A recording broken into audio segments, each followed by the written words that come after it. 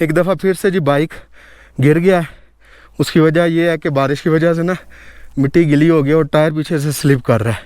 शकील भाई यकीन करो यार, मैं इतनी मेहनत की है ना वहाँ पे, वो जहाँ से जीपें रिवर्स होती हैं, सामान के साथ नहीं जा रहा था, सामान उतार के साइड पे रखा है, नीचे उतर के हाथों के साथ बाइक ऊपर चढ़ाई है, मैंने टिल लगा लिया है लेकिन नहीं हुआ। इतना थक गया था, सांस फूल गया था, फेफड़े बाहर आने वाले हो गए थे बाइक को, और उससे ये महसूस भी हो रहा है कि अब बाइक में थोड़ी सी जान आई है जी वापस। पहले बाइक जो है ना जोर ही नहीं था लगा।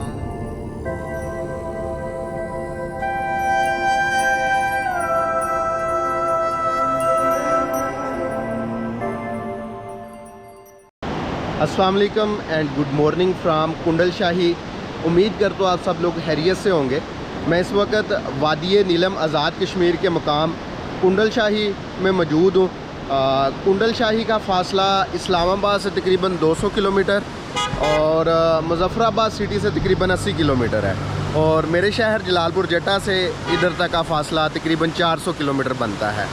कल रात को मैं यहाँ पे पहुँचा और आज का जो सफ़र है, आज का जो व्लॉग है वो है आज़ाद कश्मीर के सबसे मुश्किल ट्रैक बबून वैली का।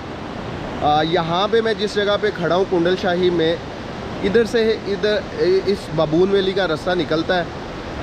अगर मैं आपको दिखाऊं तो ये अभी मैं जिस ब्रिज पर हूँ, ये मेन कुंडल शाही बाज़ार के अंदर ब्रिज है। इस ब्रिज के बाद अगर आप दाईं साइड पे जाते हैं तो वादी नीलम के दूसरे मकामात जिसमें केरन और केल और तौबट तक वो रोड चला जाता है, और हमने आज जाना है यहाँ से बाईं साइड पे। पहले हम जागरा वैली पहुँचेंगे और फिर उधर से बबून जाएंगे। बबून की डिटेल और रास्ते की डिटेल तो इंशाल्लाह मैं आपको रास्ते में बताऊंगा। तो अभी आज जो डेट है वो 7 सितंबर है और दिन है आज हफ्ते का। तो सफ़र शुरू करते हैं, बाकी बातें इंशाल्लाह सफ़र के दौरान करेंगे। कुंडल शाही बाज़ार के अंदर ये फासला जात के लिए एक उन्होंने बोर्ड लगाया हुआ है। हम जाएंगे बाईं साइड पे और ये इधर से रास्ता जा रहा है ऊपर बाईं साइड का। जागरा है 18 किलोमीटर और उधर से जाके बबून का ऑफ रोड ट्रैक स्टार्ट होता है, और अगर आप इधर जाएंगे तो 8 मकाम, केरन, शारदा और तौबट तक ये रोड जाती है। चलें जी, आज के सफ़र को शुरू करते हैं। कुंडल शाही बाज़ार से निकलते हैं।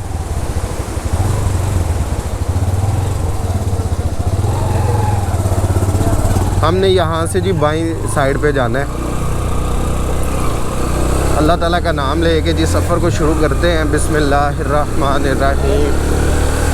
सुबहानल्लज़ी सख़्ख़र लना हाज़ा व मा कुन्ना लहू मुक़रिनीन व इन्ना इला रब्बिना लमुनक़लिबून।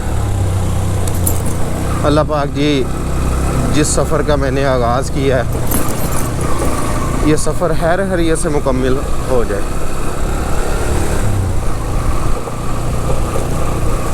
सफ़र के शुरू में ही देखें जी कितना खूबसूरत गांव है। अच्छा जी, बबून की तफसील ये है कि बबून जो है ये वादी नीलम के अंदर ये बबून वैली है और इसके अंदर मेडोज़ हैं, बड़े बड़े चरागाहें हैं, और इसके 2 रास्ते हैं। एक तो ये जो कुंडल शाही वाला है जिधर से मैं अभी आया हूँ, और दूसरा रास्ता कुंडल शाही से आगे केरन वाली साइड पे जाएं तो केरन से नगदर नाला आता है, वहाँ से इसका दूसरा रास्ता निकलता है। वो रास्ता जो केरन वाला है वो इस रास्ते की निस्बत आसान है। ये रास्ता बहुत मुश्किल है, और मेरे एक्सपीरियंस के मुताबिक और जो कुछ मैंने देखा है और मैंने आज तक जितने ऑफ रोड ट्रैक किए हैं, ये बबून का जो ट्रैक है ना जागरा वाली साइड से, इस साइड से जिधर से मैं जा रहा हूँ, ये टफेस्ट ट्रैक है ना सिर्फ आज़ाद कश्मीर का बल्कि पाकिस्तान के जितने भी ऑफ रोड ट्रैक हैं उनमें सबसे मुश्किल है। इसकी मतलब मुश्किल होने की जो एक दलील है वो इंशाल्लाह आगे आपको खुद ही नज़र आ जाएगी जब मैं इसके ट्रैक पे जाऊंगा, और मज़ीद मैं आपको बताऊंगा कि आपकी गाड़ी किधर तक जा सकती है। ये सामने एक कैरी डब्बा आपको नज़र आ रहा है, यहाँ से 10-12 किलोमीटर आगे तक आपकी कोई भी गाड़ी जो है वो चली जाएगी।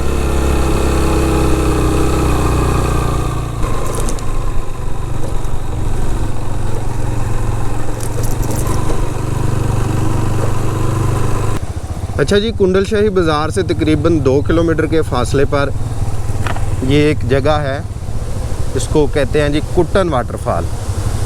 ये लें जी कुट्टन वाटरफॉल, देख लें, बहुत ही खूबसूरत ये वाटरफॉल है। ये बेसिकली जो जागरा वाली साइड से नाला या ये जो दरिया आ रहा है ना, यहाँ पे आके ये एकदम से 7-8 फीट की गहराई में गिरता है, तो उससे ये खूबसूरत तरीन जो है वो वाटरफॉल बनती है। ये जो अभी मैंने आपको वाटरफॉल दिखाई है, इसको कुंडल शाही वाटरफॉल भी कहते हैं, क्योंकि मैं कुंडल शाही से आया हूँ, लेकिन इसका असल नाम कुट्टन वाटरफॉल है, क्योंकि यहाँ से आगे कुट्टन गाँव शुरू हो जाएगा। तो कुंडल शाही में भी स्टे करने के लिए होटल्स मौजूद हैं, इस आबशार के इर्द गिर्द भी होटल मौजूद हैं, और आगे कुट्टन जो गाँव आ रहा है इस साइड पे, मैं आपको बता रहा था कि ज़्यादातर जो रिज़ॉर्ट्स हैं और होटल्स हैं वो आगे कुट्टन गाँव में आएंगे, वो भी मैं आपको आगे जाके दिखाता हूँ।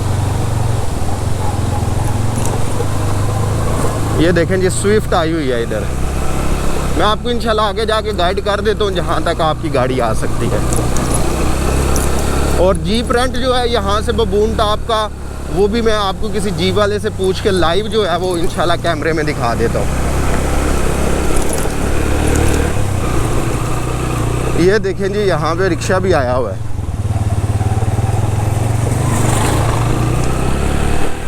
है ये यहाँ का मकामी रिक्शा, वो सवारियों वाला है। दिखाया इसलिए कि आपको बता सकूं कि भाई रिक्शा अगर आ जाता है तो गाड़ी भी आ सकती है। ये लैंडस्लाइड की वजह से थोड़ा सा रास्ता ख़राब है, अदरवाइज़ प्लेन है ये रोड, गाड़ी इजीली जो है वो पास कर जाती है।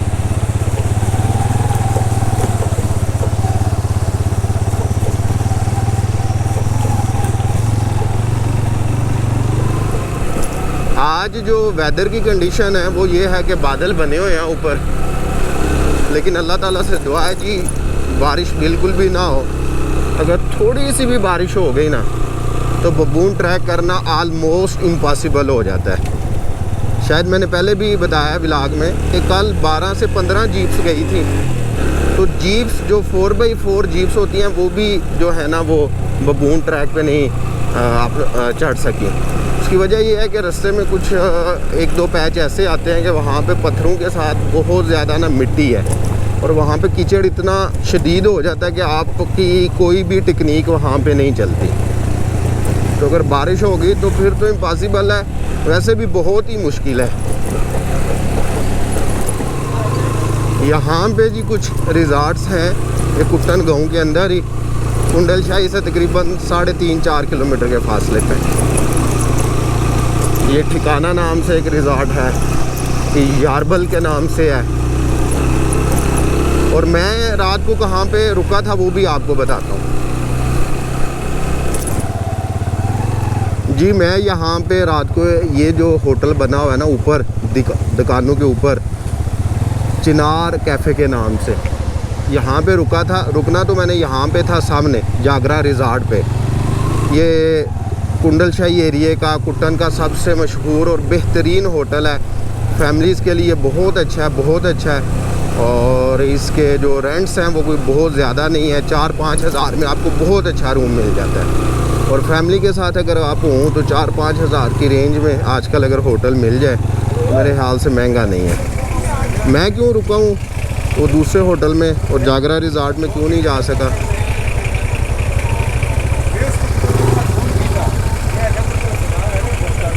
थोड़ा आज आगे करियो जी। मैं इसलिए जागरा रिज़ॉर्ट में नहीं रुका कि 2 दोस्त थे लाहौर से, जिनसे मेरी पहली मुलाकात रात को हुई है ना, तो वो बस मुझसे पूछ के यूट्यूब से उन्होंने मेरा ब्लॉग देखा और फिर मेरा रब्ता नंबर लिया और फिर मुझसे रब्ता किया, तो वो मुझसे पूछ के आए हुए थे ना इधर। तो फिर उन्होंने कहा जी आप हमारे साथ स्टे करें, हम इधर रुके हुए हैं। इस वजह से मैं जागरा रिज़ॉर्ट में नहीं रुक सका, चिनार कैफ़े में। चिनार कैफ़े के रूम भी अच्छे हैं, और चिनार कैफ़े का मुझे रेंट नहीं पता जी क्या रेंट है, लेकिन मुझे उम्मीद है 2000 में 2500 में उधर भी आपको अच्छा रूम मिल जाएगा, क्योंकि मैंने रेंट ही नहीं पे किया। तो मैं आपको बताऊं क्या उस हवाले से। ये कुट्टन के गांव के अंदर से अब हम गुज़र रहे हैं जी। बाज़ार भी आपने देखा है।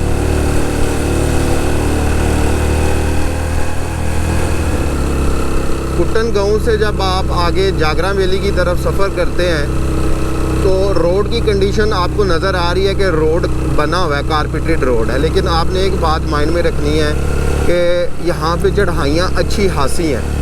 मैं एक दो क्लिप आगे भी ऐड करता हूँ। यहाँ पे भी अब मुसलसल चढ़ाइयाँ आ रही है। ये देख ले, यहीं से अंदाज़ा लगा ले कि कितनी ज़बरदस्त किस्म की ये स्टीप्स हैं। लेकिन ये शुक्र है कि बाइक का मोमेंटम बना होता है और थोड़ी पिक मिल रही होती है, तो गाड़ी आपकी, बाइक आपका जो है ना वो आहिस्ता या तेज़ चढ़ता रहता है। और ये साथ साथ खूबसूरत व्यूज़ भी देखें जी।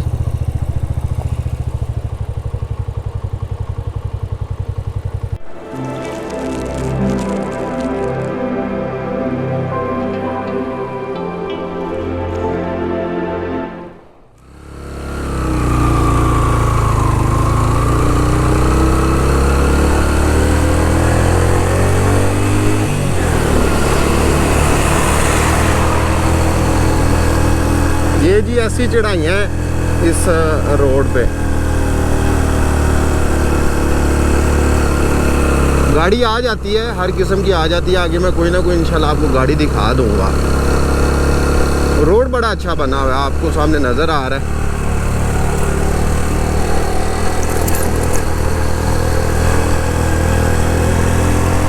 सर्दियों की चूँकि आमद हो चुकी है तो जो बकरवाल हैं वो पहाड़ों की चोटियों से वापस आना शुरू हो गए हैं जी।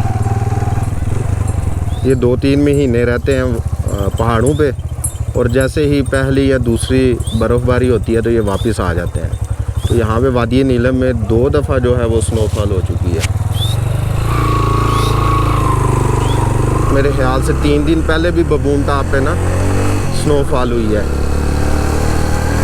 तो बकरवाल जो है, मैंने रात को भी जब आ रहा था मुजफ्फराबाद वाली साइड से तो रास्ते में मैंने बड़े बड़े रेवड़ देखे जिसमें हज़ारों बकरियां थी। ये लोग अब वापस मैदानी इलाकों में चले जाएंगे।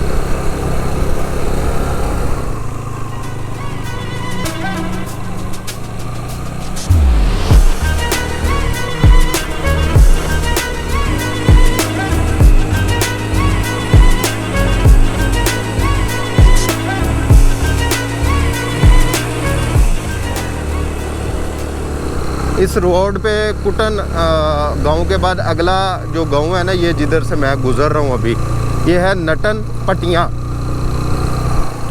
ये पहाड़ की दोनों साइड पे गांव के जो लोग हैं वो बसे हुए हैं। आपको कैमरे में जा नज़र भी आ रहा होगा।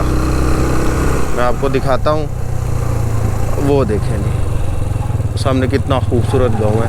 और इस वक्त गांव के ऊपर धूप लग रही है, उसका व्यू बड़े कमाल का निकल रहा है। मैंने आपको बोला था मैं आपको एक गाड़ी दिखाऊंगा कोई ना कोई। ये देखें, एक गाड़ी गुजर रही थी और ये टूरिस्ट की थी। और ये कुंडल शाही से तकरीबन मैं यहाँ तक तकरीबन 14-15 किलोमीटर कर आया हूँ। मज़ीद 4-5 किलोमीटर आगे तक आपकी गाड़ी जा सकती है। तकरीबन 18-19 किलोमीटर बाद ये एक गांव आता है जी, इसको कहते हैं शाल। यहाँ तक आपकी गाड़ी आ जाएगी और इस गांव के बाद फ़ौरन जो है वो ऑफ रोडिंग शुरू हो जाती है। और ये इर्द गिर्द जो हैं यहाँ पे होटल्स हैं और रेस्टोरेंट्स हैं।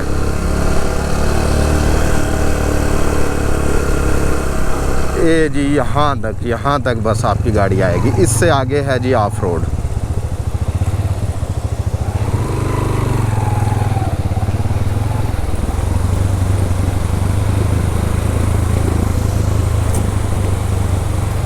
या अल्लाह जी मदद फरमाइयो।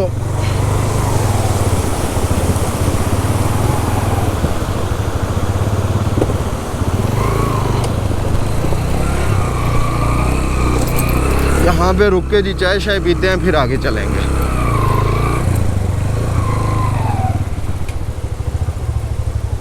हाय,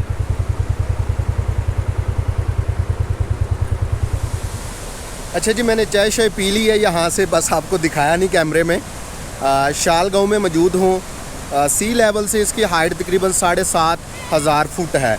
और जो मैंने ट्रैक करना है, ट्रैक करने के बाद बबून टॉप पे पहुंचना है, उसकी हाइट 12,500 फीट है। तो मतलब यहाँ से जो मैंने एलिवेशन गेन करनी है शाल गाँव से, वो तकरीबन 5,000 फीट के लगभग होगी। जीप रेंट के हवाले से बताता चलो, ये एक जीप खड़ी है सामने आपको नज़र आ रही है। मैंने जीप वाले से पूछा है, शाल गाँव से 8-9 हज़ार में आपको जीप मिल जाएगी, और अगर आप कुंडल शाही से जीप लेके आते हैं तो 12-13 हज़ार में। अगर आप एक एक्सपर्ट ड्राइवर नहीं हैं इधर के ये पहाड़ों वाले रास्ते के, तो आप बेशक गाड़ी को जो है वो उधर खड़ा कर दें कुंडल शाही से, और उधर से जीप लेके आ जाएं।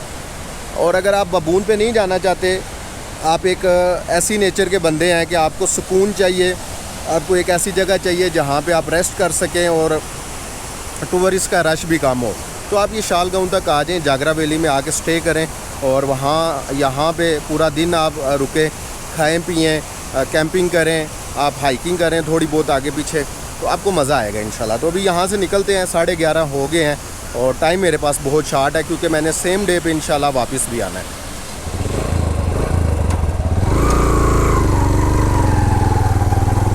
चलें जी, चाय के वक्फे के बाद दोबारा से अपने ट्रैक को शुरू करते हैं।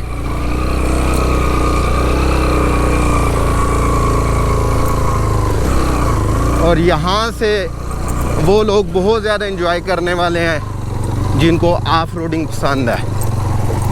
यहाँ से आगे जी ज़बरदस्त किस्म की चढ़ाइयाँ हैं और पत्थर ही पत्थर हैं, और व्लॉग बनाते हुए ट्रैवल करना जो है ना ऑफ रोडिंग पे, ये थोड़ा ज़्यादा मुश्किल हो जाता है।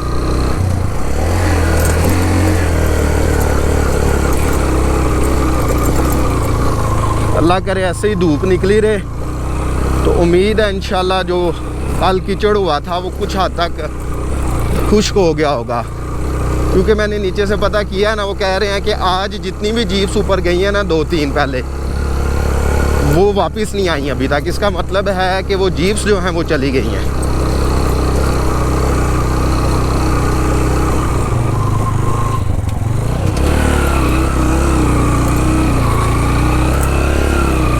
ये देखें जी, कितने बड़े बड़े पत्थर हैं जो बाहर निकले हुए हैं, और ये जीप्स को भी तंग करते हैं।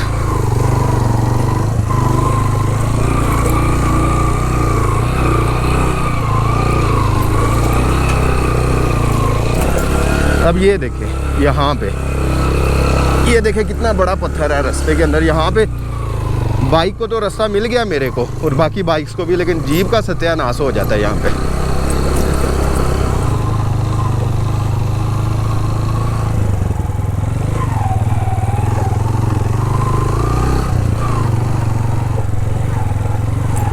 यहाँ पे देखें जी, मैं आपको जो कह रहा था कि मैं आपको इस ट्रैक की एक खूबसूरती दिखाता हूँ, तो ये पूरी जागरा वैली आपको इस ट्रैक से नज़र आती है, और बड़ा मज़े का सीन बनता है। अगर आप जागरा वैली तक आते हैं, बबून नहीं आना, तो आप पैदल हाइकिंग करके शाल गाँव से यहाँ तक आते हुए आपको मैक्सिमम से मैक्सिमम, आप अगर बहुत स्लो भी आते हैं तो आधा घंटा लगेगा। यहाँ पे आके बैठ के एंजॉय करें और इस वादी को, इस वैली को देखें।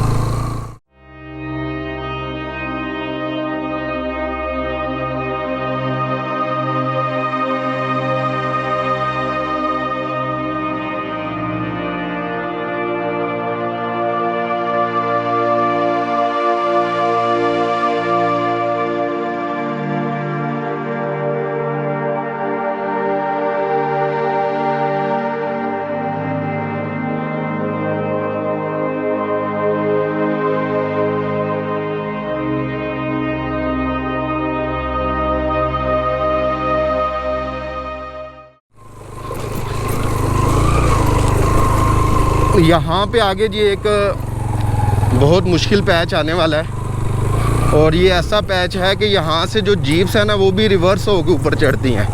आपने अगर कभी बबून की कोई वीडियो देखी है या रील्स देखी है ना, जो लोग जीप पे आते हैं तो वो फिर रिकॉर्ड करके अपलोड करते हैं कि जीप रिवर्स होकर चढ़ती है। उसकी वजह ये है कि जो मोड़ आता है उस पर जगह इतनी कम है कि जीप जो है पीछे से अगर आए तो वो वहाँ से टर्न ही नहीं ले पाती। ये बस ऊपर जाने लगूँ तो आपको दिखाने लगा, और यही जो है वो मुश्किल तरीन पैच है पहला, इधर से ही बहुत सारे लोगों की बस हो जाती है। यहाँ से वो पैच शुरू होने वाला है जी। यहाँ से जब जीप्स आती हैं ना, यहाँ पे तो सीधी चढ़ जाती हैं, लेकिन वहाँ पे जाके थोड़ा सा आगे ना जीप्स को रिवर्स होना पड़ता है। एक जीप खड़ी तो वो है आगे, पता नहीं अब क्यों खड़ी है, देखते हैं। ये जीप खड़ी है, बंदा शंदा कोई नहीं बीच में, अब पता नहीं ख़राब हो गई हुई है या क्या रीज़न है। यहाँ से ये देखे जीप्स के आपको टायर नज़र आ रहे होंगे, यहाँ से वो रिवर्स लेके जाते हैं इस जगह से। उसकी एक वजह ये आपको सामने नज़र आ रही है कि इधर से जीप नहीं चढ़ती। अब मेरा बाइक भी चढ़ना जो है ना बड़ी टेक्निक के साथ चढ़ाना पड़ेगा, क्योंकि पत्थर जो है ना वो ज़मीन के अंदर गड़े हुए नहीं हैं, ऊपर पड़े हुए हैं और पत्थर स्लिप करते हैं। ये देखें जी, अब बाइक आगे से बहुत ज़्यादा ऊंचा हो गया है और मेरा बाइक पीछे स्लिप किया, आपको नज़र भी आया होगा कैमरे में। अब यहाँ से इधर से चढ़ाना पड़ेगा।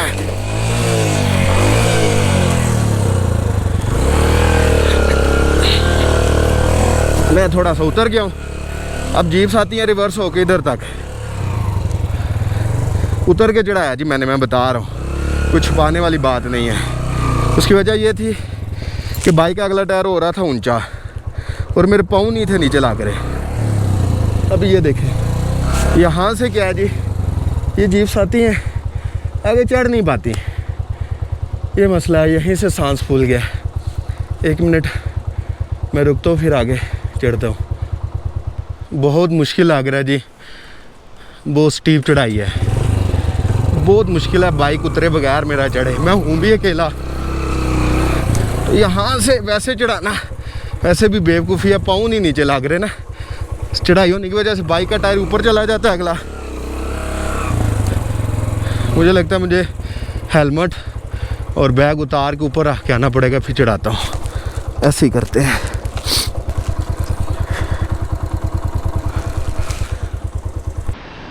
ऊपर से मैंने देखा जी एक जीप आ रही है, तो मैंने कहा चलें ये अच्छा हो गया कि मैंने जो बात की है वो आप लोग देख भी लें। अब ये जीप रिवर्स हो रही है, रिवर्स होकर ऊपर आती है, तो मैं आपको ऐड कर देता हूँ बीच में।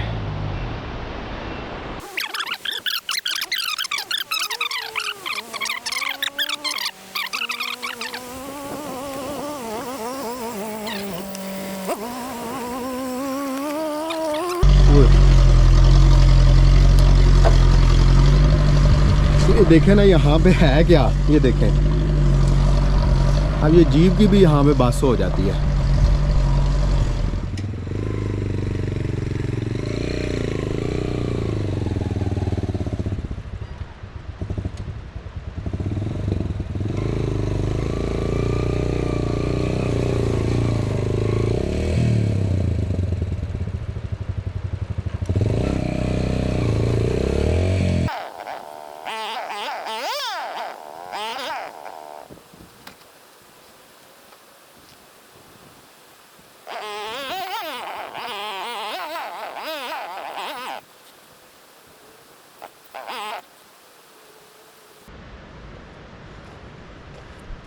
नहीं हो पा रहा जी, जब तक यहाँ से धक्का नहीं कोई बंदा लगाएगा ये शायद ना चढ़े। देखें जी मेरा बाइक यहाँ से गायब हो गया। मैंने थोड़ा सा रास्ता क्लियर करके ना खुद ही, एक बड़ा पत्थर था जिसकी वजह से बाइक का अगला टायर ऊपर नहीं था आ रहा, तो वो बाइक वो मैं ऊपर छोड़ आया हूँ और नीचे अब हेलमेट और ये अपना बैग लेने आया हूँ लेके। तो चलते हैं। ये पूरा पैच अभी बहुत ख़तरनाक है और सख्त है, अभी बाइक ने अच्छा खासा ज़ोर लगाना है आगे भी। ये मैं अभी उसी पैच पे हूँ जी। बाइक जो है वो अच्छा खासा जो है उसका इम्तिहान लिया जा रहा है। ये रोड जो है ना बहुत ही सख्त है और इतनी पैनिक सिचुएशन हो जाती है कि व्लॉग बनाना तक भूल जाता हूँ मैं कि व्लॉग भी बनाना होता है। बस ये अल्लाह करे ये वो सामने बड़ा पत्थर पड़ा हुआ नज़र आ रहा है ना, उधर तक चला जाए। उसके बाद अगर कीचड़ ना हुआ तो फिर अगला 1-2 किलोमीटर जो पैच है वो ईजी होगा। अभी मैं क्या कर रहा हूँ, बार बार उतर के तो पैदल जो है वो बाइक चढ़ा रहा हूँ। हेलमेट उतार के रख देता हूँ क्योंकि पसीना बहुत आ रहा है और उससे हेलमेट के अंदर जो है ना वो हीट हो जाती है। ये मैं इस बड़े पत्थर का कह रहा था इधर तक आ जाए ना, उधर से कुछ बेहतर है आगे। मैंने थोड़ी देर के लिए माइक उतारा क्योंकि बारिश थोड़ी थोड़ी हो रही है, और पहले भी मैंने एक टूर के दौरान ऐसे किया कि बारिश में भी माइक के साथ रिकॉर्ड करता रहा और माइक जो है वो ख़राब हो गया पानी अंदर जाने से, और फिर उसके बाद मेरा पूरा टूर जो है ना वो बड़ा ख़राब गुजरा। तो मैंने कहा वक्ती तौर पे माइक उतार देते हैं। अब देखें ना कुछ बेहतर है, अब बाइक चल रहा है अल्हम्दुलिल्लाह जी। पहला मुश्किल मरहला गुजर गया, अब दूसरा मरहला आने वाला है और ये जंगल वाला है, और उसमें ये है कि कीचड़ हुआ तो फिर मसला होगा, कीचड़ ना हुआ तो फिर कोई इशू नहीं है।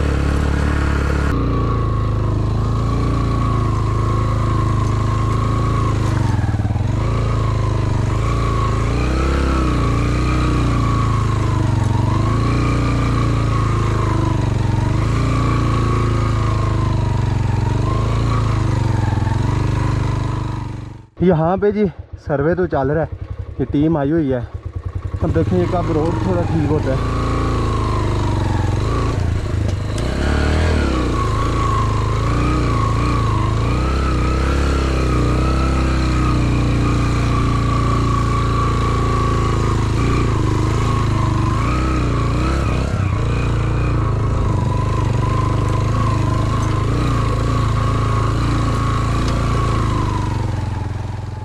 ये जी अब मैं घने जंगल में आ गया हूँ और फिसलन वाला मामला यहाँ पे है जी, ये आपको नज़र भी आ रहा है। और फिसलन का कोई हाल नहीं होता, फिसलन से ना आपके पाँव ऊपर जाते हैं ना आपके पाँव चढ़ जा। बातें बाद में करते हैं। अरे मैं कह रहा था फिसलन में ना आपके पाँव की ग्रिप होती है ना बाइक की। और ये मैंने पहले भी बताया था कि देखें जी बकरवाल वापस आ रहे हैं पहाड़ों से।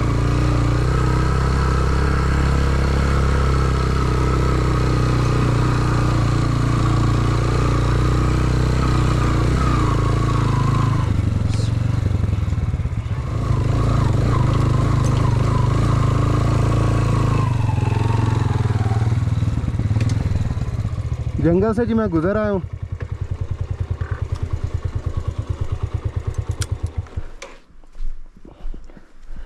मेरे सांस की आवाज़ तो आती होगी बीच में फूले हुए, तो उसको इग्नोर कीजिएगा। कुछ लोग इससे इरिटेट होते हैं, लेकिन क्या करें जी, हम इसको कंट्रोल नहीं कर सकते। तो ये है जी बबून वैली, और बबून टॉप है जी वो बादलों के अंदर छुपा हुआ। अब तीसरा आखिरी मुश्किल वो पैच एंड वाला रह गया, और वो भी पहले पैच की तरह बहुत मुश्किल है।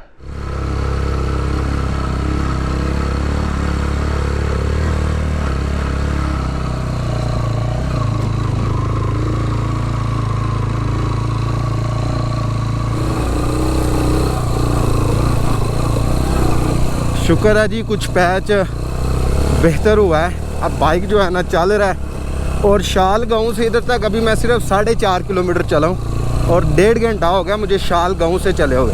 शाल गांव वही गांव है जहाँ पे कारपेट रोड आगे ख़त्म होती है और जहाँ से ऑफ रोड स्टार्ट होता है। तो 4.5 किलोमीटर करते हुए मुझे 1.5 घंटा लग गया। उसकी वजह आपको खुद ही मालूम है, आप देख रहे हैं साथ साथ। अब ये कोई 1-2 किलोमीटर ठीक रहेगा, फिर एंड पे 2-3 किलोमीटर बड़ी ज़बरदस्त और सख्त किस्म की चढ़ाई है।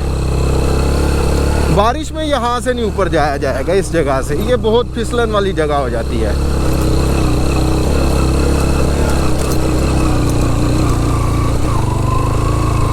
ये एक यहाँ पे छोटा सा जी गांव है, ये बेसिकली बकर वालों के घर होते हैं।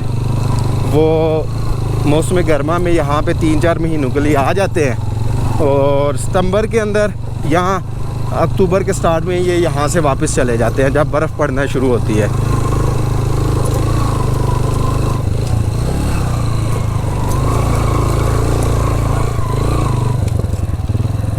ये है जी वो गांव छोटा सा। 1 मिनट यहाँ पे खड़े होके कोई व्यू शू लेते हैं और फिर आगे चलते हैं।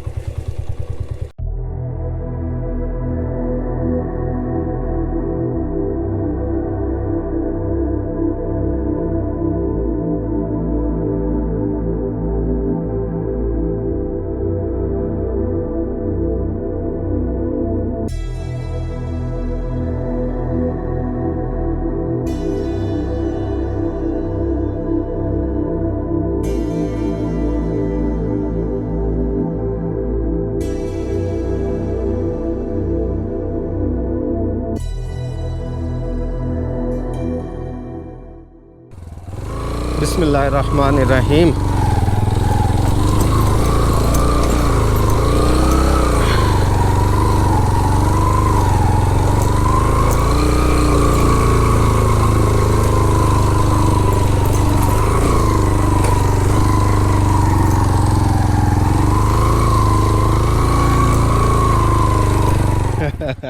मत वजी हुई है जी अच्छी खासी, पसीने छूटे हुए हैं और कंधे जो हैं दर्द कर रहे हैं ज़ोर लगा लगा के। और ये मैं इस साइड से पीछे से आ रहा हूँ, मैंने क्या है अपना भी आपको जो है वो अपना आप दिखाते हैं। एक जीप और आ रही है पीछे से, ये भी मैं आपको दिखाता हूँ। और यहाँ से जो पैच है ना, जिस गांव से मैं गुज़र के आया हूँ वो सामने गांव नज़र आ रहा है आपको, ठीक है जी। ये देखें जी, ये रोड है और ये देखें यहाँ से ये ऐसे ही छोटे छोटे टर्न है और ऊपर जाते जाते हमने ये पहाड़ के ऊपर पीछे जाना है। अभी मुझे लगता है मुझे कम से कम आधा घंटा 40 मिनट तो ज़रूर लगेंगे।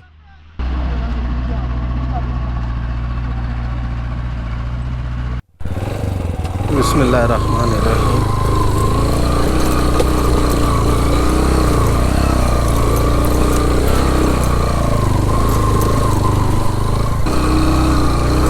एक दफ़ा फिर से मैंने सफ़र शुरू किया जी, थोड़ा सा 10 मिनट रेस्ट दिया बाइक को और उससे ये महसूस भी हो रहा है कि अब बाइक में थोड़ी सी जान आई है जी वापस। पहले बाइक जो है ना ज़ोर ही नहीं था लगा रहा, गर्म हो के और ज़ोर लगा के तो बाइक की भी बस हो गई हुई थी। अब ये भी बहुत गंदा पैच है यार।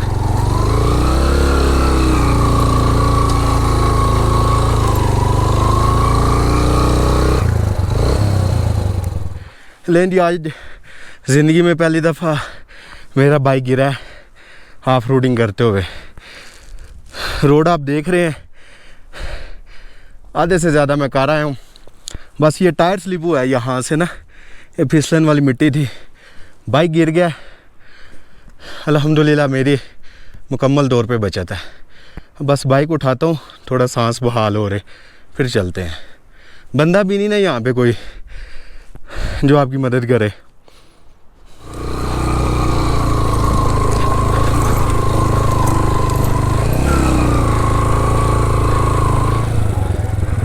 अस्सलाम वालेकुम जी। अच्छा जी, यहाँ पे बब्बून टॉप के बिल्कुल करीब ये कुछ भाई आए हुए हैं मुख्तलिफ सिटीज़ से, मुजफ्फराबाद से हैं, कुछ सियालकोट से हैं। तो उनके पास ये डाला है 4x4 और ये देखें जी उनका टायर फट गया है। ये देखें ये, अब वो टायर तो उनका है बीच में वो एक्स्ट्रा, लेकिन पीछे से उनको ये आइडिया नहीं हो रहा कि इसको खोलना कैसे है पीछे से। तो अब यहाँ पे शुक्र है 4G चल रही है, तो वहाँ पे वो देख रहे हैं, शायद आइडिया हो जाए। अभी बब्बून टॉप है यहाँ से तकरीबन कोई बाइक पे आधा घंटा लग जाएगा। बिस्मिल्लाहिर्रहमानिर्रहीम। अच्छा जी, इन भाइयों का मसला हल तो हो गया, उनका टायर निकला है जो एक्स्ट्रा था। मेरी एसकॉम की जो है सिम, उस पर इंटरनेट चल रहा था 4G, उन्होंने वीडियो देखी और उनका टायर निकला है। वो टायर नया चढ़ाने लगे हैं, अल्लाह करे उनका सारा मामला हल हो जाए, क्योंकि अब मेन बस उन्होंने टायर फिट करके तो आ जाना है। दूसरा ये है कि इनके पास ना पानी था ना कुछ खाने को। पिछली दफ़ा जब मैं भी आया था तो मैंने ये बेवकूफ़ी की थी कि खाने पीने को कुछ नहीं साथ लेके आया। इस दफ़ा मैं पानी और बिस्किट वगैरह, मीठे और कुछ केक, रस, इस तरह की चीज़ें लेके आया हूँ। वो फिर उनको कुछ दिए हैं, उससे उनको थोड़ा हौसला हुआ है, पानी शानी पिया है उन्होंने। और जब उनका टायर निकला है तो फिर मैं अब निकल आया हूँ, क्योंकि मुझे अभी टाइम लगना है और बादल का कोई पता नहीं कि कब आ जाए और बारिश शुरू हो जाए। बारिश शुरू हो जाए तो फिसलन हो गई, बात वही जो बार बार कह रहा हूँ, तो फिर नहीं कोई भाई हल निकलेगा फिसलन का। पत्थरों का तो हल निकल आता है कि बंदा पैदल चल ले या कोई धिक्का लगा दे, फिसलन पे धिक्के वाला काम भी नहीं है।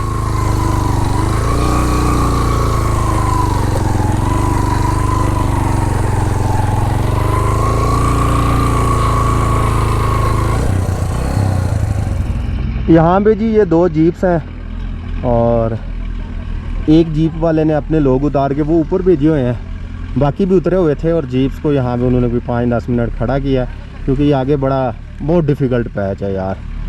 एक दफ़ा फिर मुझे ना परेशानी लगी हुई है कि ये पैच जो है ना चढ़ जाए। बारिश हल्की फुल्की कभी आ रही है, कभी रुक रही है, कभी आ रही है। अल्लाह अकबर। ये जीप्स थोड़ी आगे जाती हैं, फिर मैं चढ़ाता हूँ बाइक को।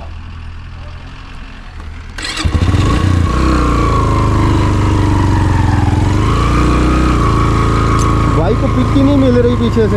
यहाँ पे थोड़ा सा भी चले ना, तो 5-10 मीटर की भी पिक मिले ना बाइक को, तो बाइक कहता है कि मैं थोड़ा बहुत चढ़ जाऊँगा, लेकिन यहाँ पे आपको 1 फुट की पिक नहीं मिलती। वो सामने आपको जीप खड़ी नज़र आ रही है, उनका ना इंजन ऑयल जो है वो लीक हो गया और वो उसकी कोई दुरुस्तगी कर रहे हैं। और ये जो मुझे डाला मिला था रास्ते में, जिसका टायर फटा हुआ था, ये टायर चेंज करके अब मुझसे आगे आ गए हैं, क्योंकि मैं बार बार रुक रहा हूँ। वो गाड़ी तो 4x4 है और चढ़ती जा रही है। परेशानी की बात ये बादल है जो मुसलसल बरस रहा है और फिसलन वाला जो रोड है वो बन रहा है। वो अल्लाह करे अब ये बारिश मज़ीद ना हो। अब बस हम बिल्कुल करीब हैं, 10 से 15 मिनट लगेंगे बस। अल्लाह करे बारिश रुक जाए बिल्कुल, क्योंकि टायर थोड़ा थोड़ा स्लिप कर रहा है मिट्टी से। ये मोमेंटम टूट गया जी। अब गाड़ी क्योंकि रिवर्स होके चढ़ दी है, अब मुझे गाड़ी से थोड़ा फासला रखना पड़ेगा ताकि मेरा मोमेंटम ना टूटे। ये देखें जी, यहाँ पे काम खराब हुआ पड़ा है। अल्लाह करे ये सूख जाए, जल्दी से खुश्क हो जाए रास्ता, ताकि गाड़ी या मेरा बाइक कोई भी चीज़ स्लिप ना करे और हम सब लोग अपनी मंजिल पे पहुंच जाए। जो भी जहाँ से भी आए हैं खैर खैरियत से पहुंच जाए इंशाअल्लाह। आमीन।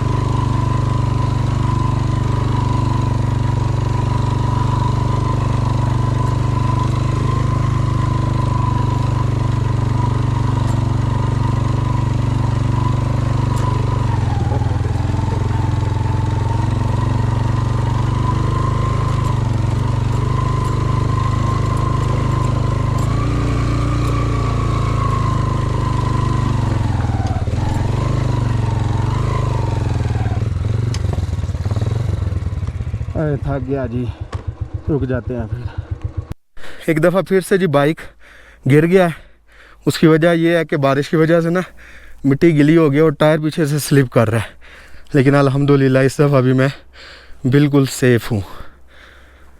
अभी इधर रुकते हैं साइड पे, ताकि पीछे से एक जीप आ रही है वो भी गुजर जाए और मैं भी सांस ले लूँ। इस ट्रैक का सबसे गंदा पैच है जी ये। इससे गंदा पैच मैंने अपनी ज़िंदगी में नहीं देखा। और यहाँ से बाइक नहीं था चाड़ा मेरा ना, मैंने बड़े चारे लगाए हैं।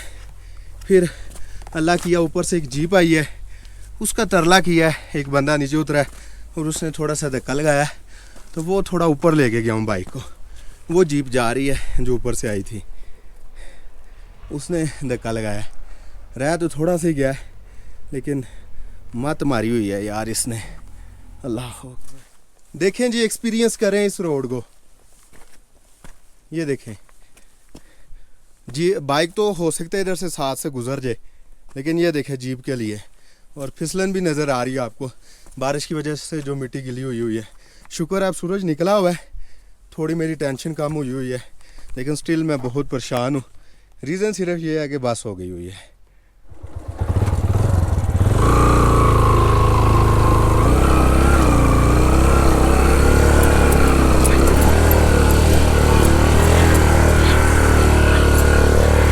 या अल्लाह तेरा शुक्र है, धूप भी निकली अच्छी खासी और मैं बाइक पे भी बैठ गया हूँ। नहीं तो कभी पैदल चढ़ा रहा था और कभी नीचे उतर के धक्का लगा रहा था, कभी किसी को कह रहा था। शुक्र है एक जीप ऊपर से आई और मेरा मुश्किल पैच जो है वो पार हुआ।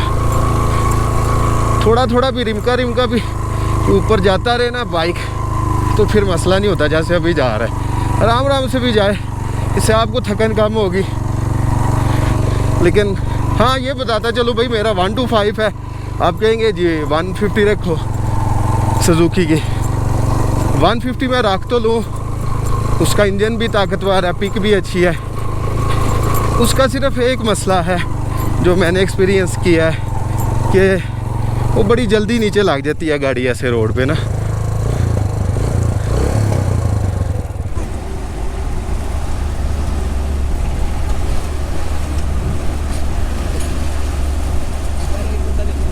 बबून टॉप यानी बबून मेडोज़ पे मैं पहुंच चुका हूं। यहाँ पे बारिश दोबारा से शुरू हो चुकी है हल्की हल्की, और बाइक मैंने पीछे खड़ा किया। उसकी वजह आपको दिखा देता हूँ। वजह ये है, ये इतनी फिसलन है कि मेरी मातोबाजी की, और 4-5 दफ़ा बाइक गिरा है। 2 दफ़ा मैं आपको दिखा भी चुका हूँ, वहाँ पे मैंने बाइक खड़ा किया है वो टॉप पे ना। उसकी वजह क्या है कि मैं टॉप पे आ गया हूँ। अब टॉप से अगर यहाँ पे आपने पैदल आना है तो 10 मिनट लगेंगे, ठीक है जी। बाकी सारी डिटेल कैंप के हवाले से, खाने के हवाले से, या आपको जो मैंने सम अप करना है इस व्लॉग को, वो सुबह करूँगा। और उसकी 2-3 रीज़न है। एक तो मैं थका बहुत हुआ हूँ, मेरी यकीन कर इतनी मातो वजी हुई है, कभी पूरी ज़िंदगी में इतनी मात नहीं बजी। तो सुबह इंशाल्लाह बाकी सारी बातें, और सुबह मैं फिर वापसी वाला व्लॉग नहीं ऐड करूँगा, यहीं पे व्लॉग ख़त्म करके तो इंशाल्लाह हम वापसी का रास्ता लेंगे। रात को मैं इधर ही रुकने वाला हूँ।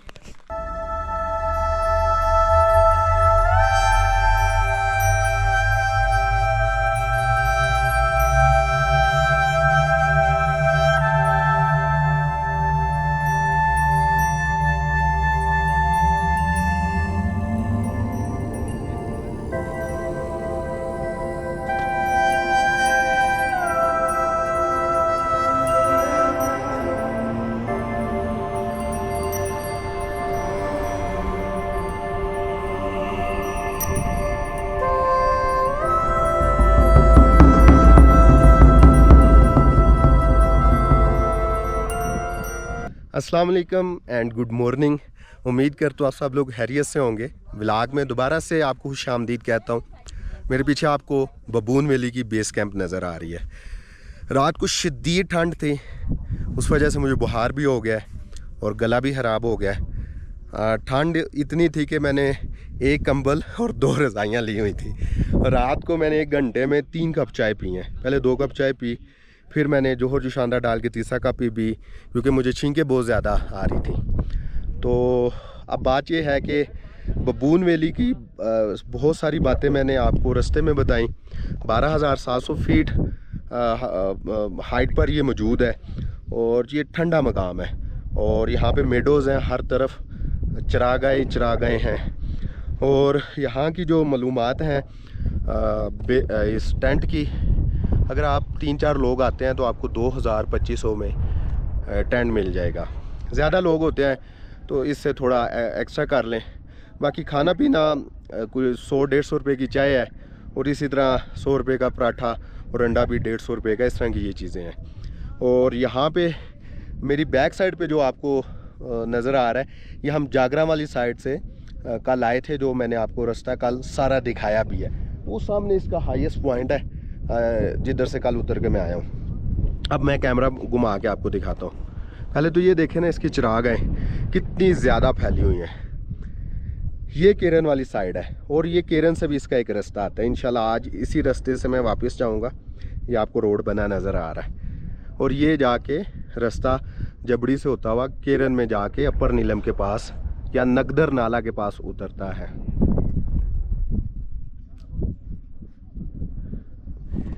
अच्छा जी, और ये एक चीज़ मैं बताना भूल गया था कि जो ट्रैक ऑफ रोड ट्रैक बना ना मेरा शाल गाँव से, जिधर से ऑफ रोडिंग मेरी स्टार्ट हुई थी, वो तकरीबन 11 किलोमीटर है, और 11 किलोमीटर में मुझे 6 घंटे लगे।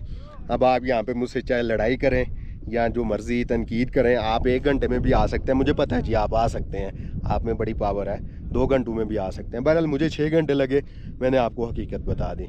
और रात को जो है वो तकरीबन 12 बजे के बाद मुझे नींद आई, ठंड की वजह से नींद ही नहीं थी आ रही। तो उम्मीद करता हूँ कि मैंने भरपूर कोशिश की होगी इस व्लॉग को अच्छा बनाने की, और आपने इसको एंजॉय भी किया होगा। अगर एंजॉय किया है तो मुझे लाजमी कमेंट सेक्शन में या मेरी वीडियो को लाइक करके बताएं। तो इंशाल्लाह फिर कभी किसी नए व्लॉग में आपसे मुलाकात होगी। अल्लाह हाफिज़।